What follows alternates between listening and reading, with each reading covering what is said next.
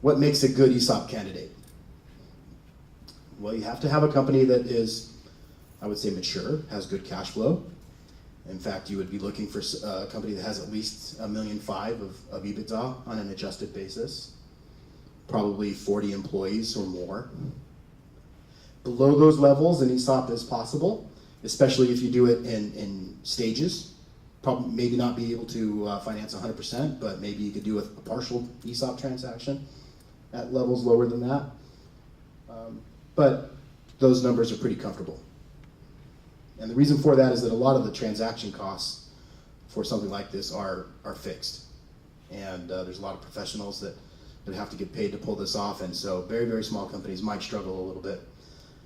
Another good candidate is if you have a mature shareholder group that doesn't really have family to take the business over. Question that one a little bit too sometimes. Sometimes I even have family-owned businesses that are going this route because they love the tax-exempt operating model. So if you have a company that has average or weak M&A prospects, really there's not a great strategic buyer out there willing to pay you twice what your business is really worth, then the ESOP can make a great candidate for you. If you're trying to reward key management and preserve the legacy of the business, if you're looking for a tax-deferred transaction so that you can maximize your investable assets for retirement, or again, sometimes selling shareholders that are simply tired of paying taxes, having done so for the last 40, 45 years, they'd like to stop paying taxes. So the benefits to the seller, we talked about that 1042 gain deferral.